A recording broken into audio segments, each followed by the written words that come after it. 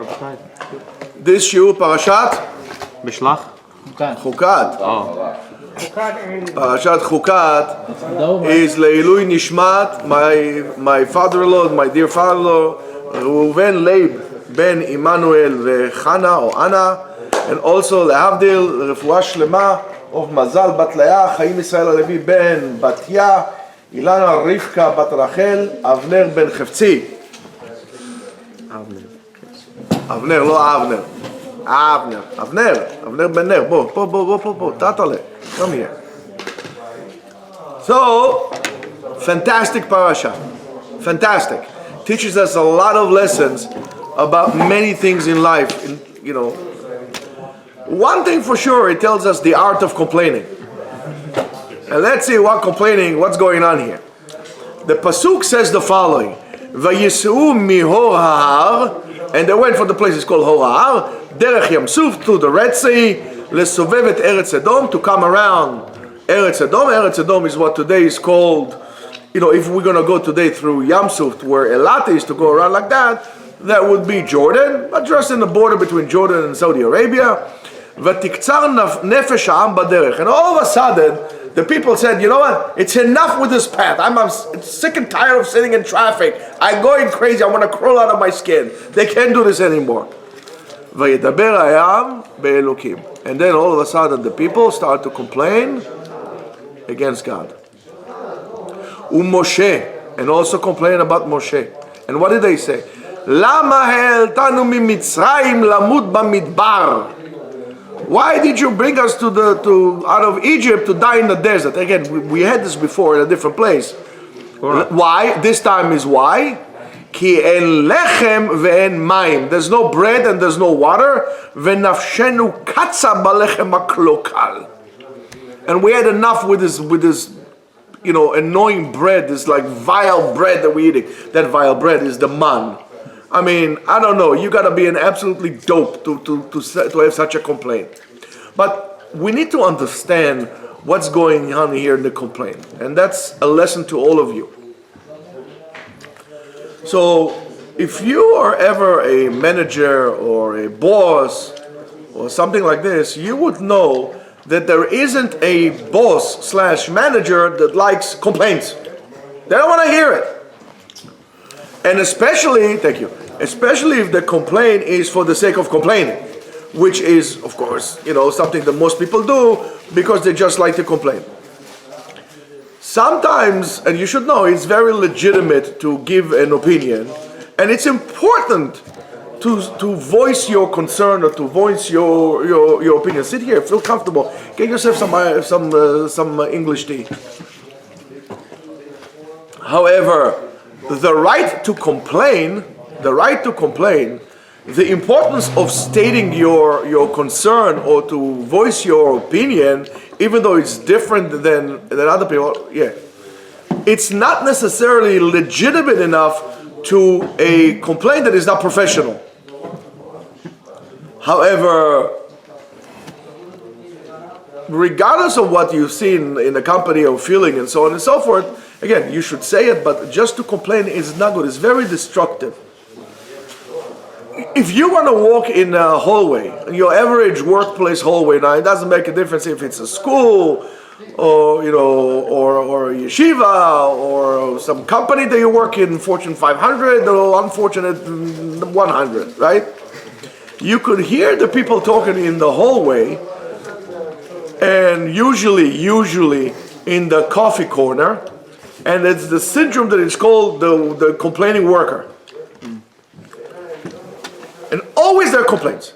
And many times, those complaints are not necessarily quite clear or rational. Why are they complaining about? Most of the time, those complaints explain what is not really okay, right? But most of them do not include the most critical part in that conversation. What could we do to solve the problem? You hear people complaining, for example, about society. What are you going to do in society to actually solve the problem? Or what are you willing to do? Or in your company, what is there? Okay, there is something that needs to be fixed. Terrific. Fine. We hear you. What are you willing to do for it? That, you'll see 99% of the time, is missing. People like to create problems, and I'll tell you that, not only that they don't want to come with solutions, most of the time, they don't want to hear the solutions. Most of the time, people are in a certain also state of avoidance.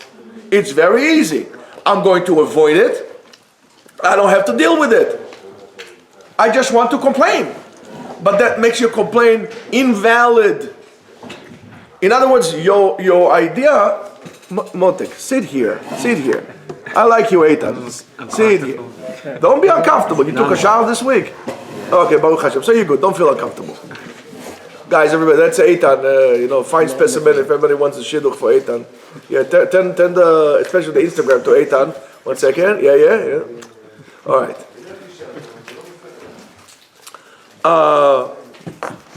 Those complain would start with something small like the status of the coffee or the type of coffee in the kitchen, and they're going to end up in complaints about management, about professionalism, and so on and so forth. So therefore, what do we learn from that?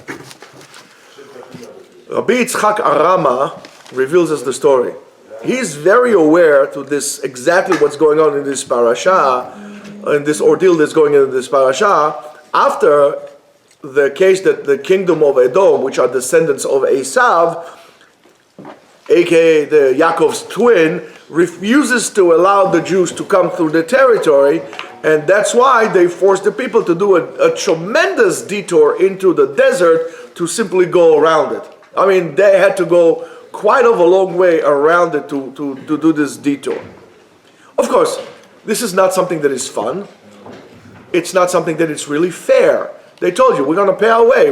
No, you're not going to go. It's similar to what you would see. I don't know if you're aware of this part of American history. During the grazing wars, when there was an expansion to the west, people were grazing cattle, and that was free. And you can go graze whatever you want. People start to buy territory and then fence the territory around with barbed wire, and that did not allow the grazers to go in with the cattle, and they had to make a detour. I mean, it's something similar to what was going here. So, of course, it's not fair, especially if you take into consideration the fact that they had to do so for 40 years in the desert. So what did the people do? What did the people do? Yes, we understand the reason for that. You are in a state of really despair and you're feeling uncomfortable because they didn't let you go. You were schlepping yourself 40 years in the desert. But you didn't deal with that. What did Am Yisrael do? They didn't complain about Edom. They didn't complain about the descendants of Esav. Deal with it. They complained about the man. And that's what serial complainers usually do. They complain about the man, which is the heavenly bread that came from the heaven every single day, and they call it lechem klokal, spoiled bread, spoiled food, which is quite bizarre. Why do you call it spoiled food? I mean, afterwards, if you're thinking about it, the bread was not the source of the complaint. The man itself was not what they were complaining about. They complained because they couldn't go through. Then what happens? This happened, then they complain about the bread. So why are you complaining about the bread? What it has to do with the man? For crying out, what it has to do with that? So it seems, and it's something to be very, very careful. Pay very close attention, especially certain specimens here among us. When a person complaining, and he's complaining not trying to find a solution, especially for you psychologists, that'll be good for you. I'll give you an A for that. He simply picks up the first, most easiest thing that comes to his mind, and on that he dumps all his frustration, all his bitterness on it. So usually you find the easiest target for you to pick. Whether it's going to be your parents, whether it's going to be your wife, whether it's going to be your Rebbe, whether it's going to be anybody that you know that really hasn't done anything to you. You refuse to deal with the problem. You dump all your load on something else. The easiest thing that you see, because that would not cause you a fight, that would not cause you any kind of stress. So you, as a coward, pick that and you said, that's the boy. It's his fault. And they'll come up with crazy excuses.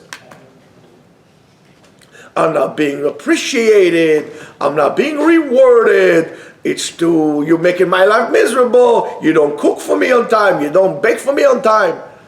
Well, it's not their fault. You can, and you see it many times. If you ever going to go into like family therapy from the therapist's point of view, you will see that most of the time, let's say the husband goes out to work or the wife works, they come home, they might have a hard day at work. The first one to get the tsunami of complaints is the spouse at home. That really has nothing to do with that. That's an act of cowardice. And that's what we all do. And that's what Am Yisrael did. So if we're gonna go back to the office scenario, a person should be very happy that it's good for him. I mean, aren't you happy that you have a place that you while you work you could have a cup of coffee? It's good for you, convenient. It's good for you. So a person is not complaining about the type of the coffee itself is not the problem. The fact that you have this kind of spoons instead of that kind of spoon, that's not the problem. He's complaining basically that complaining simply indicates of a certain internal emptiness in that person itself, or that worker, or that person itself. Something internally is wrong, but you just don't want to, can't, whatever, deal with it. So you, how do you call it in psychology? Project. No, that's not project. Transference. Very good. You need to do a chazara on Freud over there, Habibi. Yeah. And now you should know that if a person is not happy, right, he's going to affect the whole entire organization. It's poison. It's poison.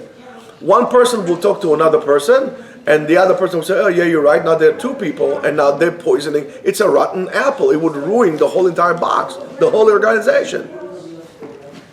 Companies really try to make a lot of effort to make people's work experience very positive, but yet people take advantage, of course, right? And they still complain. So I think the best thing to do is what the Torah said. You complain about the coffee? Not a problem. You complain about the coffee. I provide you, the company provides you with coffee. Not a problem. Guess what? Buy your own, no more coffee. Buy your own coffee. You complaining about the bread, you complaining about the man, guess what? Walk around. Walk around. I'm going to whack you now. And that's the difference between what happened at the time when the first time the Bnei Israel complained when after 3 days, why you took us out of Mitzrayim, to die in thirst. You're right, for 3 days they didn't have water. HaKadosh Baruch Hu did not punish them about that. But HaKadosh Baruch Hu punished them about this, because you're complaining in vain. This complaint is complaining in vain. There's no grounds to base on. You have a problem, buddy, deal with it. Deal with it. Don't be a coward.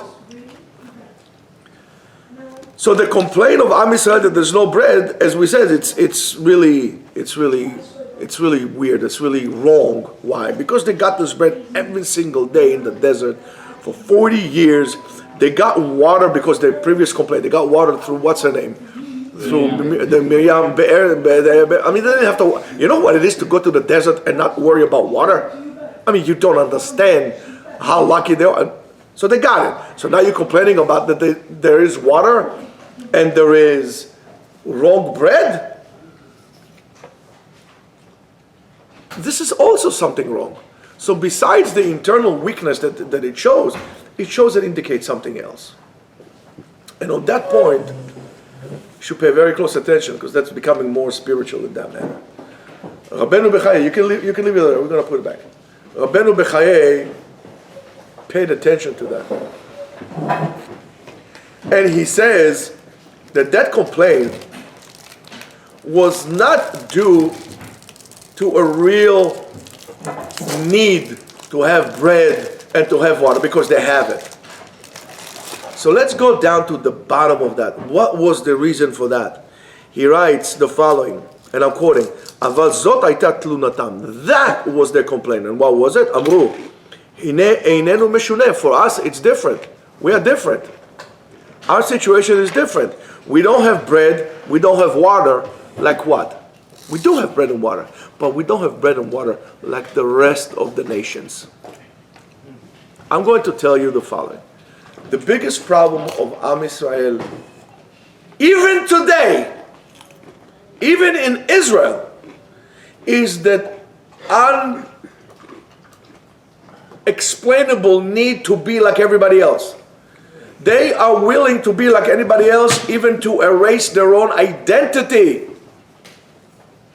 And that's what happens in Israel. To erase their own, they want to be like everybody else, and sometimes to such an extreme that whatever they do, let's say in America, in Israel, they're going to do it 50 times more. And it's not always the best thing. Not always. So after that, Rabbeinu Bechaye says, כי שאר האומות, the rest of the nation, אם היו זכאים או חייבים, whether they're going to be worthy or not worthy, יש להם לחם לשובע. They eat. They have enough bread to eat. ואין צריך לומר המים, needless to say the water. Go to Iran, or go to North, I don't know about North Korea, but go to Iran, they have water in the faucet, they have food to eat, no, right? אבל אנו, for us, עיקר כל הנהגותינו, מאכלנו, whatever we eat or we drink, בעניין מחודש, there's nothing taken for granted here. Why? As we see in the Parashat when we read קריאת שמע. והיה אם שמוע תשמעו לכל מצוותיי אשר אנוכי מצווה אתכם היום. If you're going to listen to whatever I tell you, guess what? נתתים את ארצכם בעיתו, יורה ומלקוש, and so on and so forth. ואם לא, ועצר את השמיים ולא יהיה מטר ואדמות נבולה. Am Israel doesn't want that. Am Israel wants a free check all the time. Now, that's a little bit of a I don't know about you, but it seems logical to me. Why should we be different? One second. Who do you love more? The rest of the goyim? Or you love us? To the goyim, what to do? You give him food. We have to work for it? What kind of thing is that? So I'm going to remind you, let's go to the beginning of the Torah in Parashat Bereshit.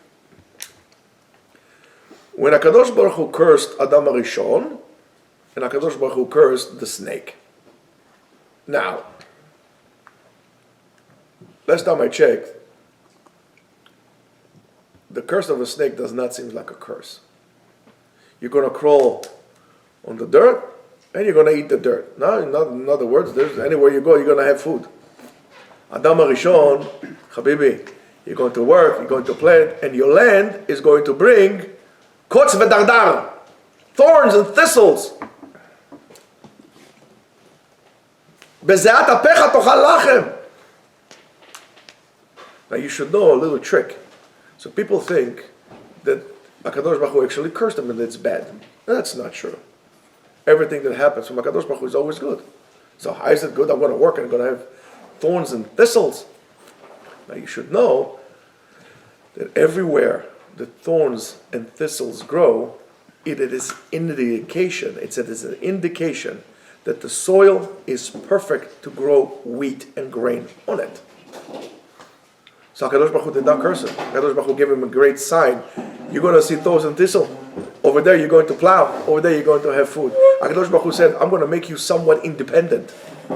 The snake, you think it was not a curse? I'll tell you it was the biggest curse. What's the biggest curse? HaKadosh Baruch Hu also says, I'll give you as much food as you ever need. And guess what? You will never need to ask me for anything.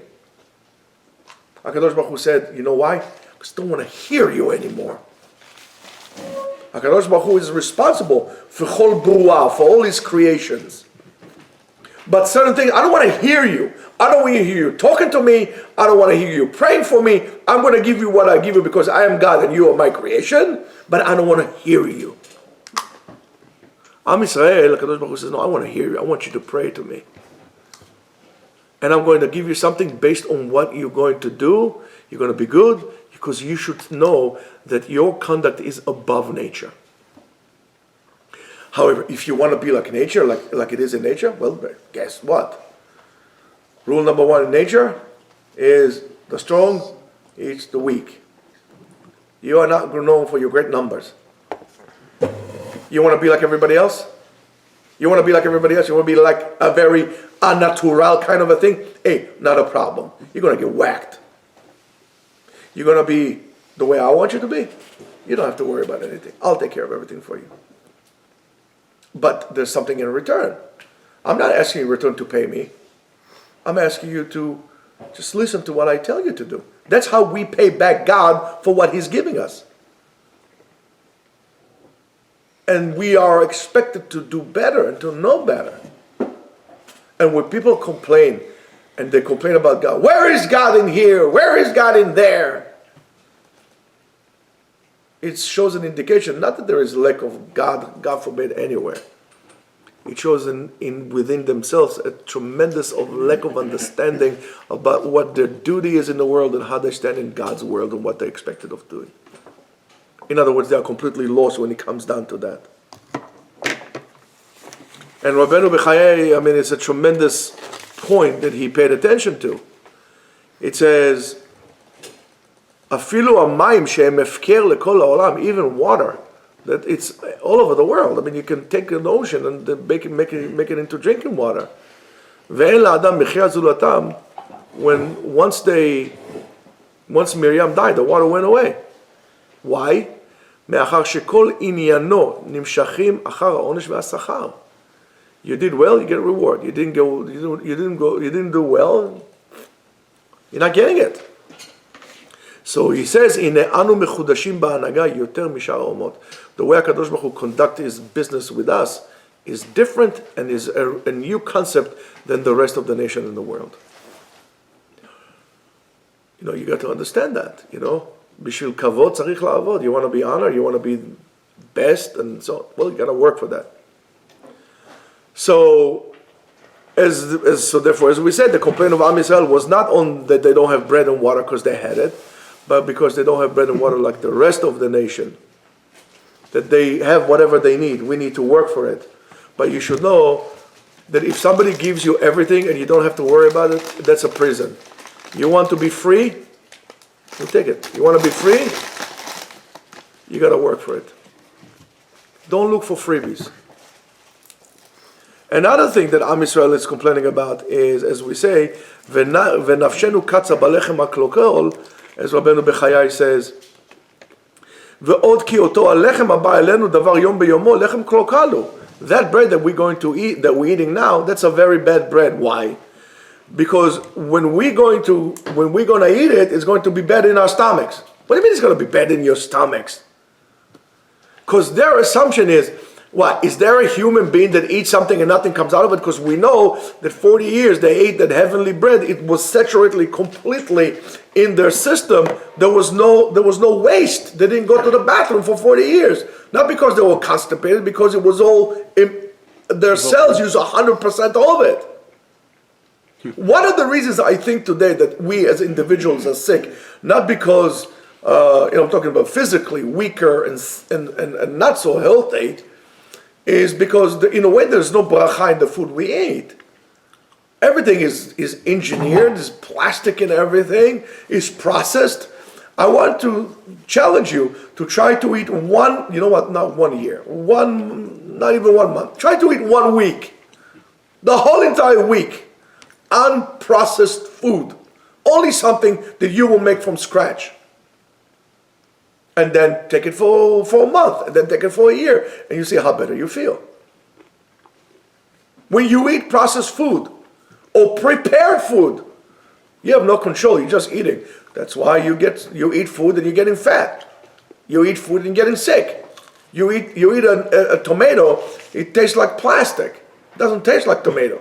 Tomatoes have a smell, they have a flavor. You eat something, it's like, no flavor. I still have COVID here? I don't taste anything. I don't smell anything.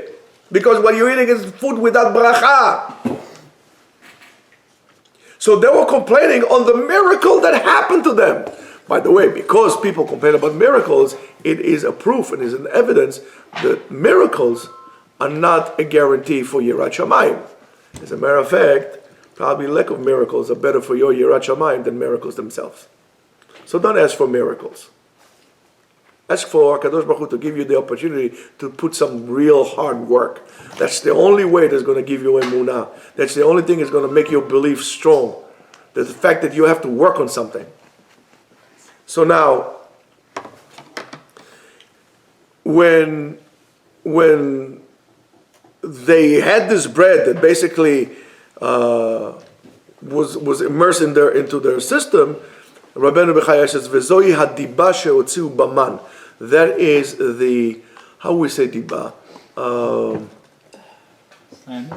Slander. That is spoke. It's not about the bread. It's all about God.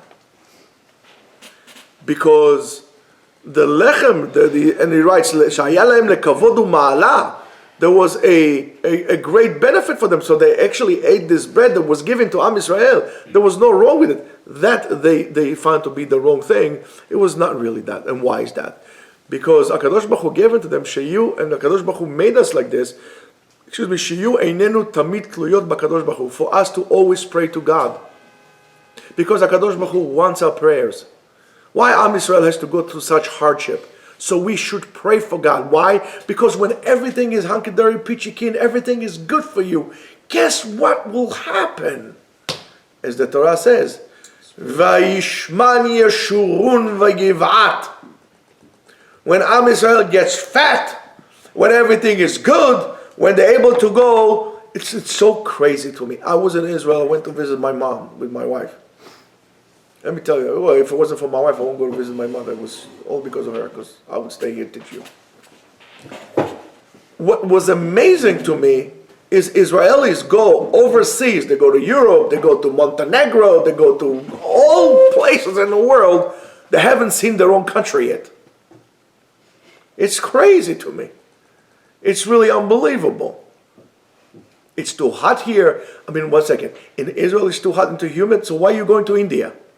You know how hot it is in India? I mean, it's not raining men in India, it's raining elephants. It's so hot. It's an oven over there. A wet oven, right? Or you go to Thailand. This is a stinking place, Thailand. What are you going to do there? You haven't seen Israel.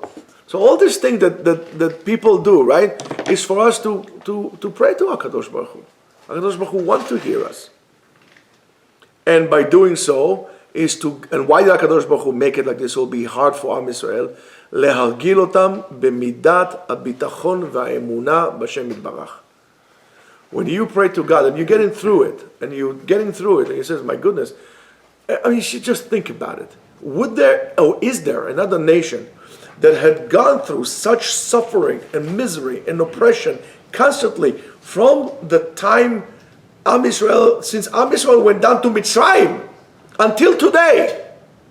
I don't know if you know, there is now a new or whatever neo-Nazi movement in the United States. It's called, I don't know, Goyim something, huh? Right, Goyim something, right. Goyim Life Matter, I don't know, something like that. Right now they put a big Nazi flag on California, somewhere in California. Why until today we have to suffer? I don't think there is a nation in the history of the world that suffers so much and is still holding on, even the way they do. That's why we are here. It's to show us the emunah gamzei yavo. They will pass too. And why? Be'ezrat Hashem. Everything with the help of God. But we need to do ha'ishtadlut. It will pass, but we need to do ha'ishtadlut. Not to give up. We don't give up. There's no such thing as quitting.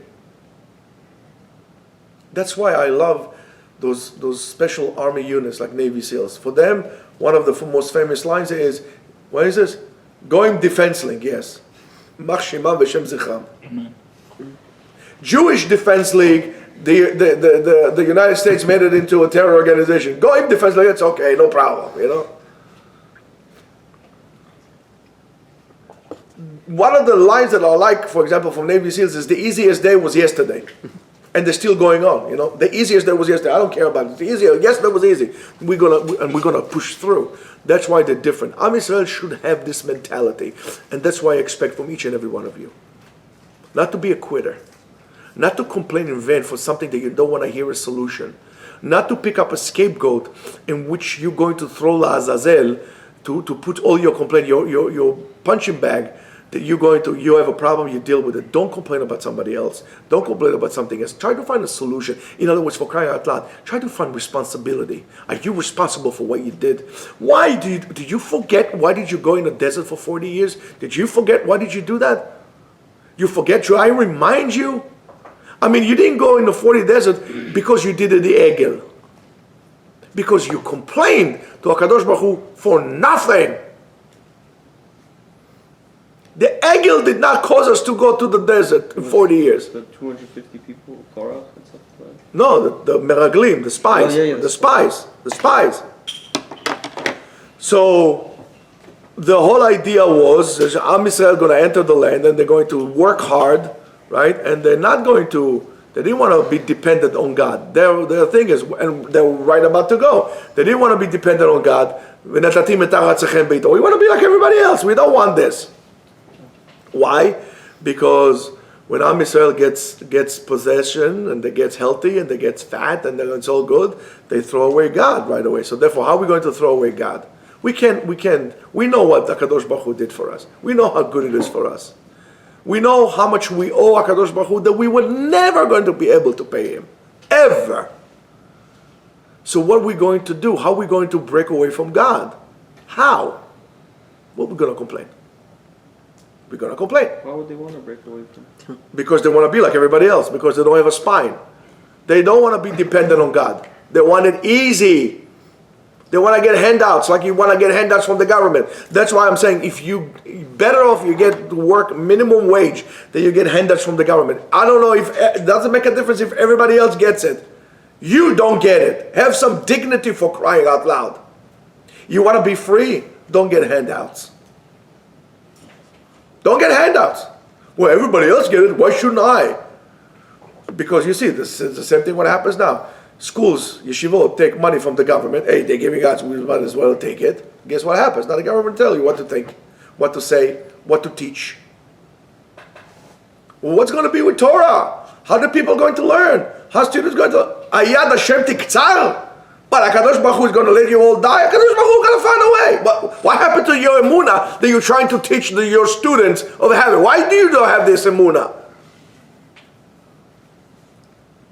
Did you ever think about that? Hayad Hashem tiktzar. What did they do for all these years until today? What? We didn't have yeshivot? People were not from?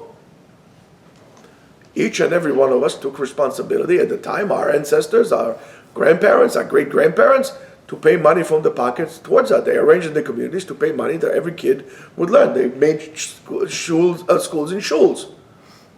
But you want to, you want to get a little fat. So you take money from the government. Our government takes, you take it. As after all, as they say, to pull a hair from a pig is a mitzvah, right? No, it's wrong. It's a mistake. It's a mistake. You think in Israel is any different? They take money from the government says, okay, take money, go to the army. We have a Kadosh Baruch Hu. We don't need anybody else. We don't need governments, we don't need presidents, we don't need kings, we don't need anything. I'm not saying we should disobey, absolutely not. We should obey the laws, we should participate in this and contribute to the society. But when it comes to emunah, to a belief, the only thing you believe is in Hashem. The only guarantee is what Hashem guarantees you. Everything else could be taken away from you in a second. And that's the problem, that's what we're going.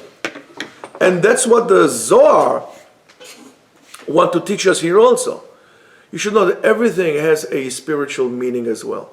Everything has a spiritual aspect as well. Above our senses. It's a spiritual aspect to everything we do. But there are certain things that our five senses cannot really grasp and comprehend. And that will be almost like the chaos theory that they have in theory, that they have in physics and in math. That it really is the basis, when they're talking about physics, to many phenomena that could not be explained in the universe based on our regular physics. So then you have quantum physics, and you have all kind of things that really does not make sense, but they are able to explain it through different, really high level math and physics to explain. Otherwise, it cannot be explained. But it looks to us as a tremendous chaos, as chaotic events and so on and so forth.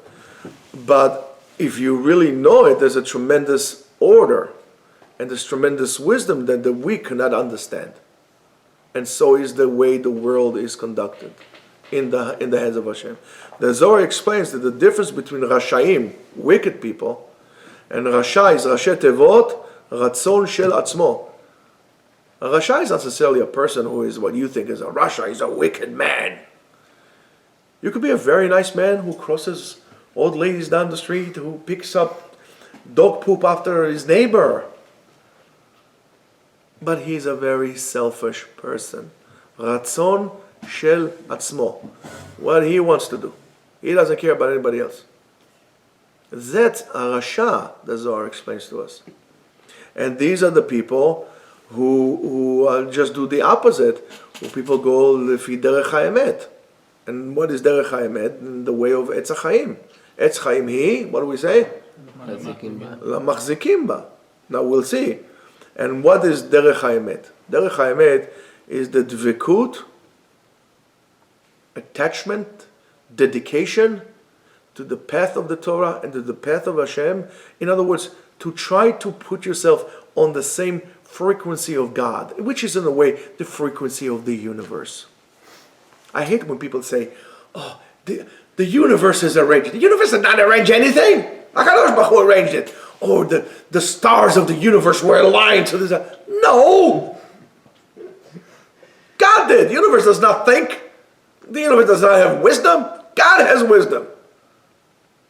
Of course, you're going to explain everything in a non-godly way because you don't want to acknowledge it. That's called avoidance. You also, and that's one of the things. So you'll see that everything that you do also in your day-to-day life would also reflect on how you interact with God. You would eventually avoid the fact that there is a God. Because you don't want to acknowledge it. Because if you acknowledge it, you have to do something about it. If you don't want to do something about it, for whatever reason, so guess what? There's no God. Easy, no God. We all do that. And we need to learn not to do it. And the first sign, as we just saw, the first sign of internal weakness to such a degrading degree is complaining in vain. Not willing to do something about it. And that's horrific. I mean, that's really weak people. So and what is that frequency of HaKadosh Baruch Hu? The frequency of what we call the universe. It is giving love, giving light, giving hope to people. In other words, we really need to focus ourselves to this frequency of constant flow, endless flow, not to hold thing for us. That's why we also have the mitzvah of tzedakah, to give from yourself. The tendency of the person is to hold. I don't want to give away my money. I don't want to give money to the yeshiva. You know why? Because if I give money, I'll be losing money. I'm not going to be saving money. Excuse me.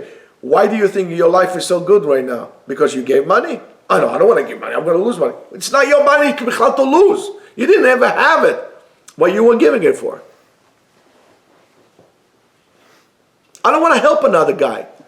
I don't want to have him get a job. Maybe he'll get my job. You don't believe in Hashem? We need to change that everything that to reach a point that everything that what we want for ourselves, what we ask for ourselves, will be not for ourselves, for just for us, for ourselves, so we can give it to other people. You want to get something that you didn't get it, ask for it, so you can hand it over to somebody else. You want to be a big wise man? Not a problem. For what? To get a Nobel Prize? That's stupid. You want to get wisdom, tremendous wisdom, so you can share it with others, so you can be good with others. You can help other people. You want to have a lot of money. What do you need a lot of money for? What do you need a lot of money for? You want to go on a submarine to go down to the Titanic and blow yourself to smithereens? That's what you need your money for? You know how many people you could have fed with this money that you spend on this thing? They really need the money. Look at it. You need to fly first class. What do you need to fly first class? Is what, $10,000 to fly first class? How about you take your money and then, take $5,000, fly business class, $5,000, take $5,000, buy 2 other people tickets and never went to Israel. How about that? Or give it to people who don't have money to finish the month. So, and that's what we learned from Shlomo HaMelech. Shlomo HaMelech asked, Ribono Shel Olam, he asked him, Ribono Shel Olam, please give me wisdom for what? So I could appropriately rule over your people. HaKadosh Baruch Hu said to him, not only I'm going to give you wisdom, I'm going to give you money like nobody ever had. So not only he gave him this wisdom, Shlomo HaMelech haya achacham ba'adam. He was the wisest man. Why? Because he didn't ask for himself. He asked to give for other people. You ask him for something, you're not getting it, most likely is because you want it only for yourself. You don't want to give it to anybody else. And don't tell me stories. Oh, Rabbi, if I'm going to win the lottery, I'm going to build a yeshiva building. Yeah, we've been there. Now you're going to tell me, listen, Rabbi, I just won $400 million. I cannot give so much. The government took half of it. That's what works. That's what happens. So that's why the Zohar explains that when the Torah tells us, Rasha'im b'chayim nikraim metim, the wicked people, while they're alive, they're called dead, because they're disconnected from Etz HaChaim, from the way of giving. They only want for themselves, from the power of the Kadosh Baruch Hu. And the Mekubalim explains that the Torah is not really a history book. It's not a historic book, but it's rather Etz Chaim la machazikim ba, in the fact that it is the source for connection, our connection to a spiritual power, to basically to connect to HaKadosh Baruch Hu. And every week gives us a different challenge in what we call the avodah pnimit, in our internal work that need to go through. That's why we read the Torah every year over and over, because every week has its own challenges in, hopefully, our journey to reach as much as we can, the best of our ability, a level of perfection or spiritual height, each one to his own level. And those challenges would not have come our way unless we are able to pass them. So therefore, my challenges are geared for me to pass. I would not be giving Eitan challenges or Riel's challenges or Idan's challenges. Whatever those challenges will be, because I can tell you that if I would have given, for example, Idan's challenges, I would probably fail. In other words, each and every one of us faces his own challenges so he would be able to overcome them, and by overcoming them, he's developing more muscle tone, spiritual muscle tone. So they're designed for you to pass. If you fail them, it's not because the test was so hard, it's because you failed on understanding that you could pass it. And that's a very big musar to all of us. So, and we know every time the makkah comes, every time a hit comes, the medicine comes together with it, which is in the fact of the wisdom that comes in this parasha and so on. So therefore, the description of the parasha are basically symbols that the purpose is to really guide us throughout this coming week. Now, Parashat Chukah is also, we usually read it on Chodesh Tammuz, which is the astrological sign of Cancer, which is known for is being very, very, very sensitive. They're very sensitive people, those who are in Cancer. And the purpose of this parasha is really to teach us to root and to direct our emotions for a place of giving to the others and not to ourselves. And only then we can cure the root of tum'ah that erased, or the fault that erased during this time back in history, and really connect to it, and by doing so, connect into Etz HaChaim. Shabbat Shalom to everybody, and have a wonderful time.